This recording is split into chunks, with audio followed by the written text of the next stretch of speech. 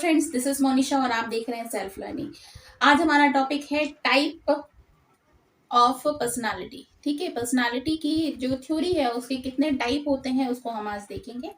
उसके पहले सभी को मेरा नमस्कार। अगर आप अभी अभी जुड़े हुए हैं इस चैनल के साथ तो प्लीज लाइक कीजिए, अगर वीडियो पसंद आता है शेयर कीजिए दूसरों के साथ में और चैनल को सब्सक्राइब कीजिए। ठीक है, इसके पहले कि हम आज अपनी क्लास स्टार्ट करें, मैं एक क्वेश्चन किसी ने पूछा था मुझसे, मैं उसका आंसर देना चाहती हूँ कि नेट देने के लिए मिनिमम क्वालिफिकेशन क्या चाहिए। तो नेट देने के लिए मिनिमम क्वालिफिकेशन है कि आपने एमएड किया हो या फिर एजुकेशन से, है ना।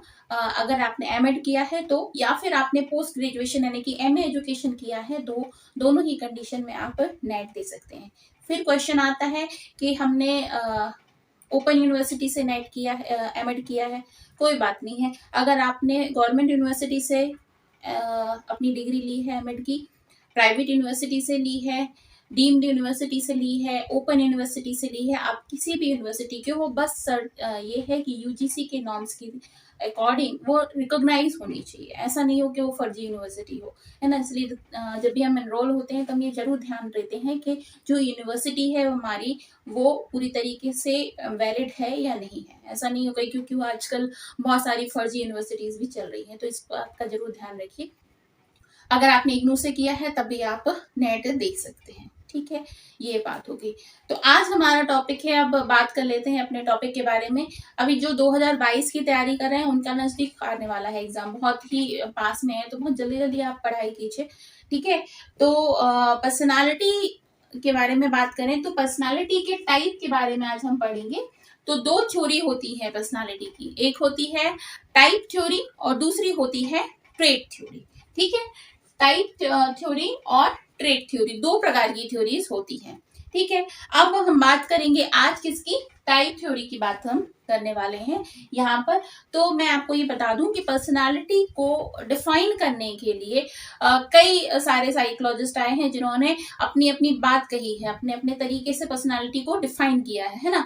तो किसी ने क्या बताया कि जैसा प्रकार होता है, जैसा मतलब बाहरी फिजिकली हम किसी को देखते हैं उसके हिसाब से उसकी पर्सनालिटी के बारे में डिस्कशन करना या उसकी पर्सनालिटी के बारे में आकलन करना, और दूसरा गुणों के आधार पर होता है। ठीक है, तो आज हम किसके बारे में बात करने वाले हैं, टाइप थ्योरी के बारे में। तो स्टार्ट करते हैं। तो टाइप थ्योरी देखा जाए,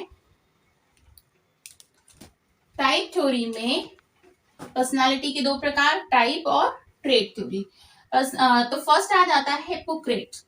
हिप्पोक्रेट के बारे में आपने सुना होगा, जिसकी शपथ ली जाती है, डॉक्टर्स जिसकी शपथ लेते हैं वो है ये हिप्पोक्रेट, क्योंकि इन्हें फादर ऑफ मेडिसिन माना जाता है। और इन्होंने ही पर्सनालिटी की थ्योरी के बारे में 4 स्टेप में अपने बात बताई थी। इसको भी मैं डिटेल में आपको बताऊंगी कि 4 प्रकार उन्होंने बताए हैं पर्सनालिटी के। ठीक है, दूसरा आता है कार्ल जुंग। ठीक है, कार्ल गुस्ताव जुंग जो इनका नाम है पूरा, युंग कहा जाता है, कई बार बोलते हैं युंग, लेकिन इनका जो स्पेलिंग है वो JUNG है। तो युंग प्रोनाउंस किया जाता है, बाकी जुंग लिखा जाता है। तो इन्होंने जो पर्सनालिटी है उसके 2 प्रकार बताए हैं, एक्सट्रोवर्ट और इंट्रोवर्ट। ठीक है, अभी बीच में एक टर्म भी आता है एम्बीवर्ट। ठीक है, लेकिन इन्होंने सिर्फ 2 ही प्रकार बताए थे, एक्सट्रोवर्ट और इंट्रोवर्ट। ठीक है, इसको डिटेल में हम समझेंगे। नेक्स्ट नाम आता है क्रैशमर का। क्रैशमर ने अपनी जो पर्सनालिटी के टाइप बताए, उन्होंने 4 प्रकार बताए, पिकनिक, एथलेटिक, एस्थेनिक और डिस्प्लास्टिक। ठीक है, ये उन्होंने 4 प्रकार बताए। नेक्स्ट नाम आता है शेल्डन का। शेल्डन ने 3 प्रकार बताए हैं, एंडोमार्फी, मेसोमार्फी और एक्टोमार्फी। और लास्ट नाम आता है फ्रीडमैन एंड रोजरमैन का। इन्होंने type A, type B, type C, type D 4 प्रकार बताए हैं। ठीक है, जो बच्चे सीटेट कर रहे हैं उनके लिए ये बहुत ज्यादा इंपॉर्टेंट नहीं है, क्योंकि सीटेट में एक आधी कोई क्वेश्चन पूछ लिया जाए तो ठीक है, नहीं तो बहुत ज्यादा इससे रिलेटेड क्वेश्चन नहीं आते हैं। लेकिन जो नेट कर रहे हैं उनके सिलेबस में ये है भी, और इससे रिलेटेड क्वेश्चन भी आते हैं, तो आपको बहुत ध्यान से इस बात को समझना पड़ेगा। तो हम अब डिटेल में पढ़ेंगे हिप्पोक्रेट्स की थ्योरी, कार्ल जुंग की, क्रैशमर की, शेल्डन की और फ्रीडमैन एंड रोजरमैन की। ठीक है, चलिए बात करते हैं सबसे पहली थ्योरी जो है हिपोक्रेट्स की। इनके बारे में समझ ले तो मैंने आपको पहले बताया कि हिपोक्रेट्स जो है उन्हें फादर ऑफ मेडिसिन भी कहा जाता है। जब डॉक्टर्स बनते हैं तो सबसे पहले जिनकी शपथ लेते हैं वो यही होते हैं, इन्हीं की शपथ ली जाती है डॉक्टर्स जब बनते हैं, तो हिपोक्रेट्स की शपथ लेते हैं। तो चूंकि ये डॉक्टर थे और मेडिसिन की फील्ड में थे, इनकी थ्योरी को सबसे ओल्डेस्ट थ्योरी माना जाता है पर्सनालिटी के टाइप थ्योरी के बेस पे। तो इन्होंने जो भी बात करी, चूंकि ये डॉक्टर थे तो इन्होंने बॉडी में जो फ्लूइड निकलते हैं, जिस तरीके की प्रवृत्ति होती है हमारे, जैसे आयुर्वेदा में कफ वात पित्त 3 तरह की प्रवृत्ति मानी जाती है, इसी तरीके की प्रवृत्ति के आधार पर लोगों की पर्सनालिटी को डिस्क्राइब किया है। ठीक है, तो इनकी जो थ्योरी है, तो सबसे पहले बात कर लेते हैं कि हम टाइप की बात करेंगे और उसके बाद में इनसे इनकी जो क्वालिटी है उसके बारे में बात करेंगे, कौन सा फ्लूइड इनमें प्रभावी होता है इसकी बात करेंगे। ठीक है, तो SMCP के बारे के नाम से इसको शॉर्ट फॉर्म में बताया जाता है। ठीक है, सैंग्विन जो है वो पहली पर्सनालिटी का टाइप होता है। सैंग्विन जो होते हैं वो सबसे पहला टाइप इन्होंने बताया है। अब ये कैसे लोग होते हैं, इनका जो मेन फ्लूइड होता है वो कौन सा होता है, ब्लड होता है। इनका जो हार्ट है बहुत कहना चाहिए क्या, बहुत ही क्लियरली बहुत अच्छे से पंप करता है ब्लड को, जिसकी वजह से इनकी बॉडी जो होती है वो स्ट्रांग होती है, बॉडीली स्ट्रांग होते हैं। ठीक है, एनर्जेटिक रहते हैं क्योंकि ब्लड बहुत तरीके से पूरी बॉडी में फ्लो होता है, कंट्रोल होते हैं, ऑप्टिमिस्टिक होते हैं। ठीक है, कहना चाहिए सबसे अच्छी पर्सनालिटी इन्होंने बताई है सैंग्विन की। सैंग्विन जो लोग होते हैं वो, क्योंकि उनका शरीर मजबूत होता है, इसकी वजह से वो इमोशनली और बॉडीली दोनों तरह से स्ट्रांग होते हैं, कंट्रोल होते हैं, बिहेवियर इनका बहुत सही होता है, ऑप्टिमिस्ट होते हैं, जिंदगी जीने का जज्बा इनके अंदर अच्छा होता है। ठीक है, दूसरा जो इन्होंने प्रकार बताया है वो मेलनकोलिक बताया है, और इसमें जो इनका मेन फ्लूइड होता है वो होता है ब्लैक बाइल, है ना, जो जिसको हिंदी में कहते हैं काला पित्त। अब जिसके शरीर में काला पित्त बनेगा उसका शरीर जो होगा वो वैसे ही कमजोर हो जाएगा, है ना। तो चूंकि इनका शरीर कमजोर होता है और इनके शरीर में हमेशा पेट से संबंधी और इनकी किडनी से संबंधी प्रॉब्लम्स बनी रहती हैं, इसके वजह से ये तो ये बॉडीली वीक होते हैं, इमोशनली भी वीक होते हैं, पेसिमिस्ट होते हैं, निराशावादी होते हैं, क्योंकि कुछ ना कुछ प्रॉब्लम इनके साथ हमेशा बनी रहती है, इसकी वजह से इनके दिमाग में भी वही निराशा घर कर जाती है और ये निराशावादी लोग होते हैं। तो सेकंड SMCP में सेकंड वाला मेलनकोलिक, जो कि सबसे बुरी प्रवृत्ति के टाइप को बताया गया है इनके अनुसार। ठीक है, सेकंड है, थर्ड वन है क्लोरिक, है ना। इसको किस तरीके से डिस्क्राइब किया है, इनका जो मेन फ्लूइड होता है वो होता है येलो बाइल, मतलब कि पीला पित्त। अब पीला पित्त जिसके शरीर में निकलता है उसका शरीर कैसा होता है, उनके अंदर पित्त की प्रवृत्ति होगी, पित्त की प्रवृत्ति ज्यादा होने की वजह से एसिड ज्यादा बनेगा, एसिड ज्यादा बनेगा तो शरीर जो होगा बहुत मतलब एनर्जेटिक तो रहेगा लेकिन इम्पल्सिव रहेगा, बहुत ही तेजी से चेंज होने वाला बिहेवियर। तो इनका जो होता है इमोशनली वीक होते हैं। ठीक है, बॉडी तो उनकी स्ट्रांग होती है लेकिन इमोशनली वीक होते हैं और इजीली टेम्पटेड हो जाते हैं। मतलब इनके सामने अगर किसी भी तरीके का कोई भी ऑफर लेकर आया जाए या कुछ भी कहा जाए, इनको उकसाया जाए तो जल्दी उकसा जाते हैं और जल्दी से परेशान हो जाते हैं। इनके शरीर में उत्साह ही बहुत जल्दी होता है, यानी कि इनको अगर चाहे ना तो बहुत तेजी से इनको अपने कंट्रोल में ले सकता है। ठीक है, तो ये आसानी से निराश भी हो जाते हैं, आसानी से खुश भी हो जाते हैं और बहुत ही ज्यादा बैलेंस में नहीं रहते ये। ठीक है, नेक्स्ट जो लास्ट है इनकी फैगमेटिक। फैगमेटिक जो पर्सनालिटी है इसमें जो मेन फ्लूइड होता है वो होता है कफ, जिसको कहते हैं फ्लैगम, और यहाँ पर ये होते हैं, ये इमोशनली स्ट्रांग होते हैं, लेजी होते हैं, खुश मिजाज होते हैं, इनको कुछ नहीं है, इनको बस लिटा दो, टीवी दिखा दो, सोफे पे लेटे लेटे ये खेलते रहेंगे, टीवी देखते रहेंगे, आसानी से ज्यादा प्रॉब्लम नहीं रहती इनके मस्तिष्क में और ना ही ज्यादा काम करने का इनके अंदर वो रहता, उत्साह रहता है।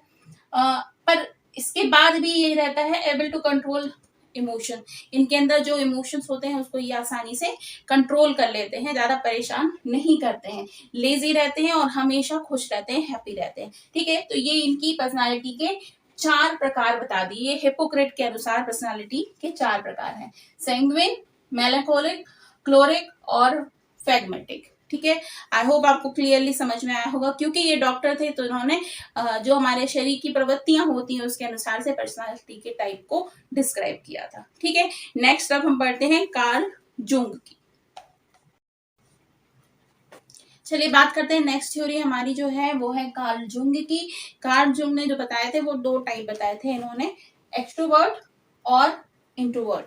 ठीक है, एक्सट्रोवर्ट का मतलब होता है बहिर्मुखी और इंट्रोवर्ट का मतलब होता है अंतर्मुखी। अब दोनों में अंतर क्या होता है? एक्सट्रोवर्ट जो लोग होते हैं वो अपने आप को एक्सप्रेस करना पसंद करते हैं, अपने अपने बारे में बताना पसंद करते हैं कि वो क्या चाहते हैं, किस तरीके की उनकी सोच है। अगर कुछ करते हैं तो दिखाने की कोशिश करते हैं दूसरों को, है ना। और बात करना अच्छा लगता है, लोगों से घुलना मिलना अच्छा लगता है, सोशली बहुत अच्छे होते हैं, लोगों के साथ में अच्छे से इंटरेक्ट करते हैं, इनके रिश्ते अच्छे होते हैं, इनके दोस्त कई होते हैं, अपने बारे में बात करना इन्हें पसंद होता है। उसी के अपोजिट जो इंट्रोवर्ट लोग जो होते हैं वो कैसे होते हैं इनके अकॉर्डिंग कि वो ज्यादा घुलते मिलते नहीं, दूसरे लोगों से बात उतनी नहीं जा करते हैं। जहाँ कहीं पे भी लीडरशिप की बात होती है तो जो इंट्रोवर्ट पर्सन होते हैं वो पीछे आ जाते हैं, उनको बहुत अच्छा नहीं लगता है अपने बारे में बताना, सामने से बताना, बोलकर नहीं बल्कि लिख कर अपनी बातों को एक्सप्रेस करना उन्हें ज्यादा सही लगता है। तो ये इंट्रोवर्ट पर्सनालिटी होती है। अब इसमें ये है कि बीच में एक बात आई है कि इन दोनों के बीच में भी एक बात होती है पर्सनालिटी जिसको एम्बीवर्ट कहते हैं, लेकिन वो कार्ल जुंग ने नहीं दिया था, वो बीच में आ गई बाद में जब इसके बारे में और चर्चा हुई। तो एम्बीवर्ट को बताया गया कैसा कि जो बैलेंस पर्सनालिटी होती है, ना तो बहुत ज्यादा एक्सट्रोवर्ट होते हैं बहिर्मुखी और ना ही दो जो इंट्रोवर्ट होते हैं मतलब कि अंतर्मुखी होते हैं, बल्कि बीच के होते हैं। जहां जरूरत होती है वहां खुलते हैं और जहां जरूरत नहीं होती है वहां अंदर रहते हैं। तो एक्सट्रोवर्ट और इंट्रोवर्ट के बीच में जो डिफरेंस है आपको समझ में आ गया होगा। तो पहली हमने पढ़ ली किसकी, हिपोक्रेट की, जिन्होंने बॉडी के टाइप के हिसाब से, बॉडी के फ्लूइड के हिसाब से पर्सनालिटी को डिस्क्राइब किया था। और कार्ल जुंग ने 2 प्रकार से बात करी थी, एक्सट्रोवर्ट और इंट्रोवर्ट। जो भी स्टूडेंट्स तैयारी कर रहे हैं उनको बस याद रखना है कि कार्ल जूंग का है, जो एक्सट्रोवर्ट इंट्रोवर्ट आएगा ना तो आपको याद रखना चाहिए कि ये किसकी है, कार्ल जूंग की है। जो जब ऑप्शंस आते हैं ना तो उनमें कई सारे नाम दिए रहते हैं, तो इसमें कंफ्यूज मत हो, है ना। तो ये हो गई कार्ल जूंग की। नेक्स्ट है हमारे जो क्रेचमर। ठीक है, क्रेचमर के बारे में हम पढ़ेंगे, क्रेचमर ने किस प्रकार से समझाया है बॉडी के टाइप के हिसाब से। तो इन्होंने जो है वो 4 प्रकार से अपने टाइप को बताया है, पर्सनालिटी के टाइप को बताया है। बॉडी 4 प्रकार से उन्होंने डिस्क्राइब की है। पहला जो उन्होंने नाम लिया है उसको कहा उन्होंने पिकनिक। ठीक है, अब पिकनिक प्रवृत्ति के लोग जो कैसे होते हैं, जैसे ये दिखाई दे रहे हैं वहां से, ये मोटे होते हैं, गोलू मोलू जैसे होते हैं, थोड़े मसल्स जो होते हैं इनके वीक होते हैं, फैट ज्यादा होता है, लेकिन खुश मिजाज होते हैं, हमेशा हैप्पी रहते हैं, लोगों के साथ घुलते मिलते अच्छे से हैं, ऑप्टिमिस्ट रहते हैं, दुनिया में को देखने का नजरिया इनका अच्छा होता है, पॉजिटिव होता है। तो दुनिया में जो अपने सोशल जो बैकग्राउंड ये बनाते हैं उसमें भी बड़े खुश रहते हैं, बहुत ज्यादा इनकी डिमांड्स नहीं होती हैं, लेकिन हमेशा हैप्पी रहते हैं। जो उनके साथ मिलता है वो भी उनके जैसा खुश हो जाता है उनके सानिध्य में रहने से, ऐसा क्रैशमर ने कहा है। ठीक है, अब जो मोटे ताजे लोग जो हैं वो खुश हो जाएंगे कि वो इसी वजह से अच्छे हैं और उनको लोग इसीलिए पसंद करते हैं क्योंकि उनकी बॉडी की जो टाइप होती है वो क्रैशमर के अनुसार बड़ी अच्छी पेसिमिस्ट नहीं होती है बल्कि ऑप्टिमिस्ट होती है। सेकंड उन्होंने बताया एथलेटिक बॉडी। तो एथलेटिक जो टाइप होते हैं हेल्दी होते हैं, बैलेंस होते हैं बिटवीन उनकी बॉडी में मसल्स और बोन का जो बैलेंस है वो बहुत सही होता है और डेवलपमेंट इसी वजह से उनका प्रॉपर होता है। बॉडी इनकी एकदम मसल्स वाली होती है, डोले शोले टाइप की, और देखने में अट्रैक्टिव नजर आते हैं।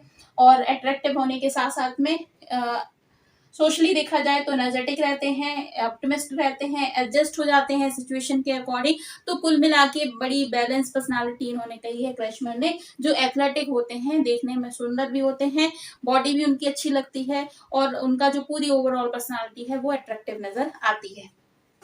अगला बताया एस्थेनिक। एस्थेनिक जो लोग होते हैं वो थिन, पतले, दुबले पतले, लंबे होते हैं और साथ ही साथ में ये देखा जाता है कि उनकी बॉडी में केवल बोन होती है, मसल्स होते ही नहीं है, बहुत कम होते हैं और इस तरीके से उनका बड़ा लंबा पतला दुबले पतले से नजर आते हैं और जिस तरीके से वो देखने में सुखे होते हैं वैसे ही उनका बिहेवियर भी होता है।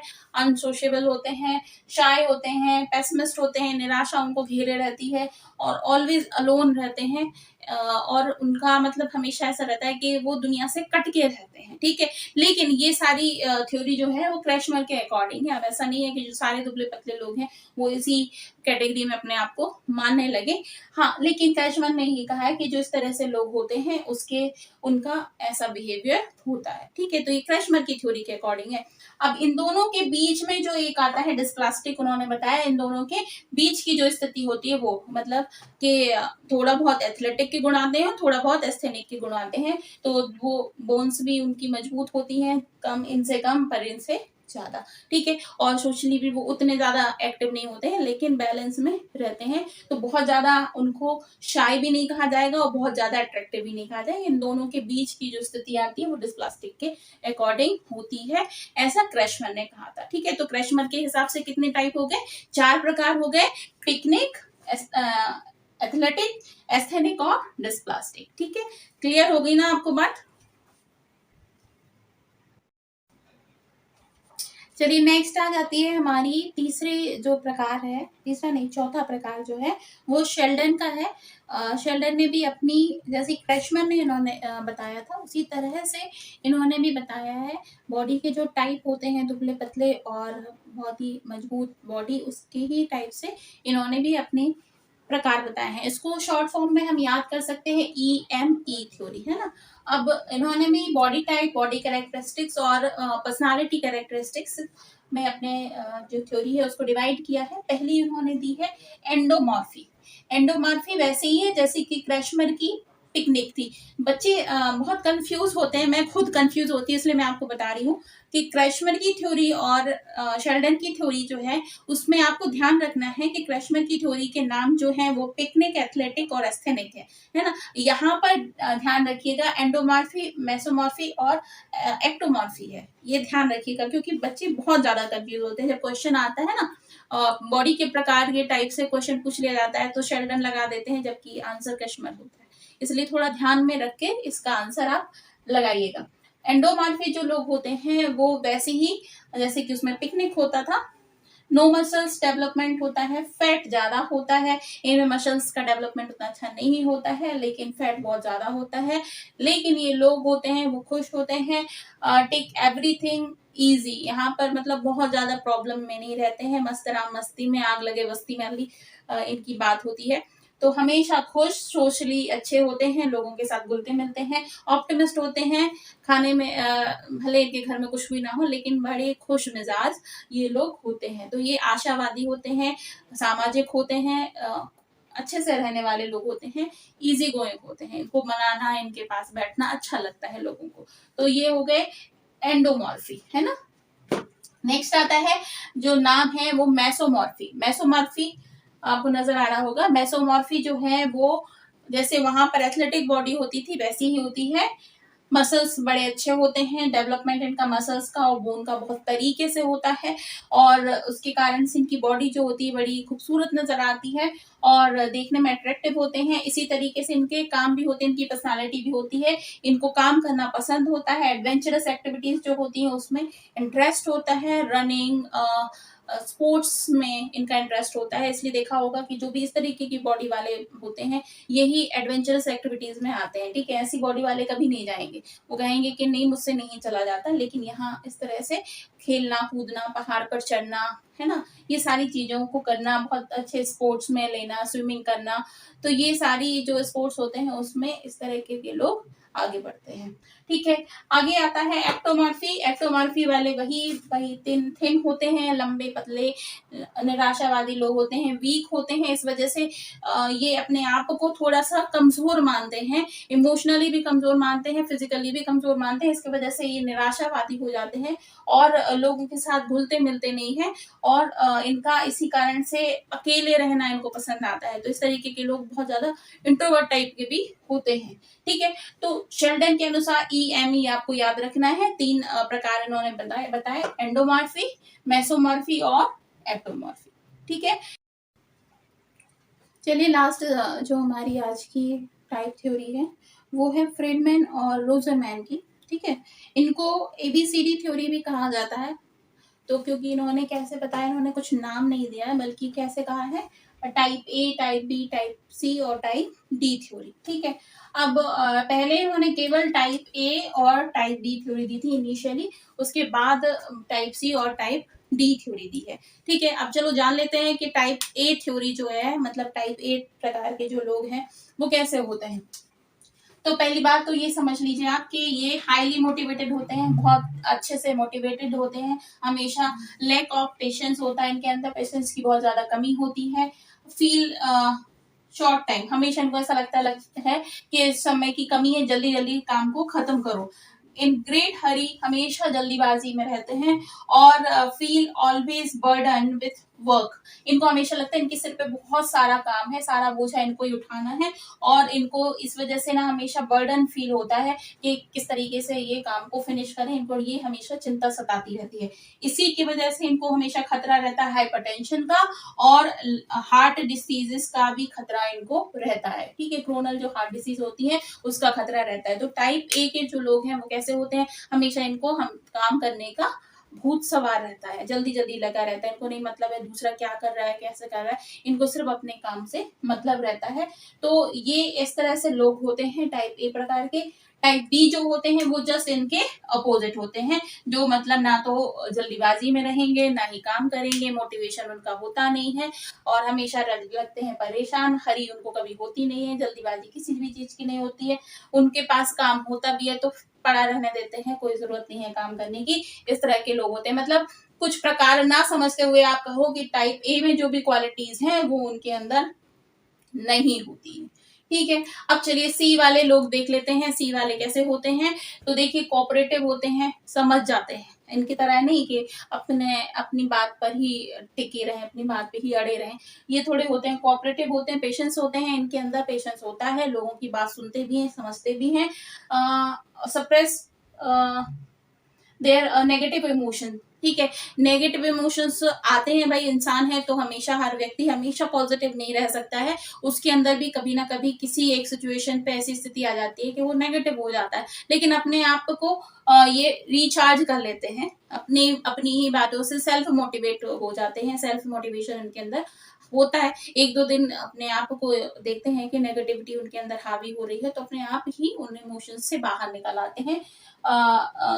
और उसके बाद में show compliances to authority. Authority जो भी होती है, उनके ऊपर जो कुछ भी होता है, उनका बॉस जो होगा, उनके पेरेंट्स जो होंगे, या फिर उनके ऊपर जो कोई भी होता है, उसकी बात ये मान लेते हैं। ठीक है। अपनी अड़ी में नहीं रहते हैं, बात मान लेते हैं। अगर बॉस होता है तो उसकी बात मानेंगे, घर में पेरेंट्स होंगे तो उनकी बात मानेंगे, और इनको खतरा रहता है कैंसर होने का, ये इनके अकॉर्डिंग है। ठीक है।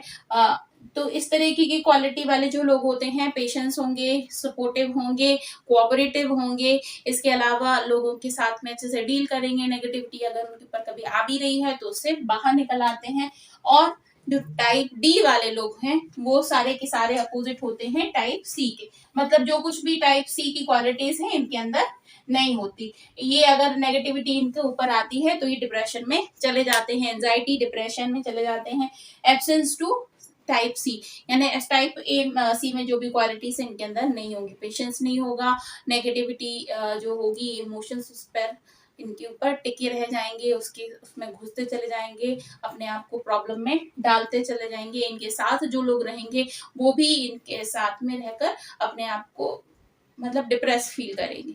तो इस तरीके के फ्रेडमैन और रोजरमैन की ये थी टाइप थ्योरी। तो ये आपको मैंने आज किस किस की थ्योरीज बताई हैं। सबसे पहले हमने हिपोक्रेट की थ्योरी पढ़ी थी, उसके बाद फिर हमने कार्ल जुंग की पढ़ी, फिर उसके बाद क्रेशमर की, फिर शेल्डन की, और लास्ट में फ्रीडमैन और रोजरमैन की। ठीक है। तो आपको क्लियरली समझ में आ गया होगा ना कि कौन कौन सी थ्योरी किस तरीके की। अब हम एक क्विक रिकैप देखेंगे चारों थ्योरी, पांचों प्रकार की थ्योरीज का, और जिससे हम याद रखने में हमको इजी पड़े। ठीक है। तो अब मैं आपको बता देती हूँ सबसे पहले हिपोक्रेट की। तो हिपोक्रेट की थ्योरी में क्या क्या था। हिपोक्रेट की थ्योरी में SMPC है ना, सैंग्विन, फैग्मेटिक, मेलनकोलिक और क्लोरिक। ठीक है, इन्होंने फ्लूइड के हिसाब से अपनी थ्योरी दी थी, जिसमें ब्लड का फ्लो अच्छा होता है, वो बहुत स्ट्रांग लोग होते हैं, जिनके अंदर से मेलनकोलिक, जिनके अंदर से काला पित्त प्रोवाइड होता है, काला पित्त की प्रमुखता होती है, वो थोड़े वीक होते हैं, बल्कि निराशावादी होते हैं। और उसके साथ में जिनमें पीला पित्त निकलता है, जो पीला पित्त होता है वो किस में निकलता है, क्लोरिक में निकलता है, और वो थोड़े से ओवर एक्साइटेड होते हैं, जल्दी से लोगों की बातों में आ जाते हैं, और बल ऑप्टिमिस्ट होते हैं, निराशावादी नहीं होते हैं। और लास्ट में क्या था, जिसके में से कफ निकलता है, कफ किस में से निकलता था, फैगमेटिक इनके अंदर से कफ की प्रवृत्ति इनमें ज्यादा होती है। कफ की प्रवृत्ति ज्यादा होने की वजह से थोड़े से लेजी होते हैं, लेजी होने के बाद लेकिन खुश रहते हैं, खुश मिजाज इनकी क्वालिटी रहती है। ठीक है, तो याद करने के लिए इनके नाम याद करने आपको पढ़ेंगे, है ना, याद इतनी जल्दी नहीं होते हैं। तो SMPC आपको याद रखना है। सेगमेंट सबसे अच्छे, मेलनकोलिक सबसे बुरे, और क्लोरिक जो होते हैं वो ठीक ठाक होते हैं, और फैगमेटिक जो होते हैं वो आसानी से खुश हो जाते हैं और उत्तेजित हो जाते हैं। ठीक है, अब इसके बाद में कार्ल जुंग की प्रवृत्ति पढ़ लेते हैं। कार्ल जुंग की टाइप जो है वो है तो एक्सट्रोवर्ट और इंट्रोवर्ट। एक्सट्रोवर्ट वाले जो लोग होते हैं वो अपने आप को प्रदर्शित करने में इंटरेस्टेड होते हैं, लीडरशिप क्वालिटी उनके अंदर अच्छी होती है। और जो इंट्रोवर्ट होते हैं वो अपने आप को सामने लाना पसंद नहीं करते हैं, बाहर अंदर ही अंदर रहते हैं और सोचते हैं कि इस तरह से ही वो अपने आप को दिखाएंगे। जहाँ कहीं उन्हें दुनिया के सामने सोशली अपने आप को दिखाने की बारी आती है तो वो उतना ज्यादा कंफर्टेबल फील नहीं करते हैं। ठीक है, शेल्डन के अनुसार देखा जाए तो शेल्डन के अनुसार उन्होंने 3 टाइप बताए थे। 3 टाइप में कौन कौन से टाइप थे, एक्टोमॉर्फी, मेसोमॉर्फी और एंडोमॉर्फी। ठीक है, एंडोमॉर्फी जो लोग होते हैं वो थोड़े से गोलू मोलू टाइप के होते हैं, मोटे होते हैं, और मोटे होने के साथ साथ में ऑप्टिमिस्ट होते हैं, देखने में थोड़े सुंदर लगते हैं, गोल मलोल लगते हैं, लेकिन ऑप्टिमिस्ट होते हैं, खुशमिजाज होते हैं, दुनिया को देखने का जो उनका नजरिया होता है वो सकारात्मक होता है। ठीक है, जो मेसोमॉर्फी लोग होते हैं वो एथलेटिक बॉडी के होते हैं, जो भी ऐसे काम होते हैं जिनमें बॉडी की मसल्स की जो बोन होते हैं उनकी एक्टिविटी का काम होता है, जिसमें कि स्पोर्ट्स का काम करना, एथलीट का काम करना, या फिर पहाड़ों पर चढ़ना, और जो भी ऐसी एडवेंचरस एक्टिविटी होती है उसमें अपने आप को ये बहुत अच्छा पाते हैं। और लास्ट में जो एक्टोमॉर्फी होते हैं वो दुबले पतले लंबे होते हैं, लेकिन इनके अंदर मसल्स की बहुत कमी होती है, सिर्फ हड्डियां होती हैं, जिसकी वजह से इनका शरीर जो होता है वो कमजोर होता है। और कमजोर होने के साथ साथ में इनका जो मस्तिष्क होता है वो भी क्या होता है, निराशावादी होता है, पेसिमिस्ट होते हैं, और अपने आप को बहुत ज्यादा खुश ये नहीं रख पाते हैं। ठीक है, ये शेल्डन के अनुसार होता है। क्रैशमर जो है इन्होंने 4 प्रकार बताए थे। 4 प्रकार में एक हो गया पिकनिक, जो मोटे ताजे लोग होते हैं, खुश रहते हैं, ऑप्टिमिस्ट होते हैं। सेकंड था एथलेटिक, जो अच्छी बॉडी होती है, बैलेंस होता है बोन का और मसल्स का इनकी बॉडी में, और ये एनर्जेटिक रहते हैं, ऑप्टिमिस्ट रहते हैं, लोगों के साथ अच्छे से घुल मिल जाते हैं, सफल होते हैं ऐसे व्यक्ति। लास्ट था इनका एस्थेनिक। एस्थेनिक में दुबले पतले और थोड़े से निराशावादी लोग होते हैं, इनके अंदर बोन और मसल्स में कमजोर होते हैं इनके मसल्स। इसके साथ साथ में ये अनसोशेबल होते हैं, लोगों के साथ अच्छे से घुलते मिलते नहीं हैं, इनको अच्छा नहीं लगता है लोगों से मिलना, अकेले रहना ज्यादा पसंद करते हैं। इन दोनों के बीच की एक बात बताई थी उन्होंने, डिस्प्लास्टिक, जो कि आपके एथलेटिक और एस्थेनिक दोनों के बीच की स्थिति बताई गई है। और लास्ट में फ्रीडमैन और रोजरमैन की हमने बात की थी, जिन्होंने type A, type B, type C और टाइप डी प्रकार के लोगों को बताया है पर्सनालिटी के टाइप में।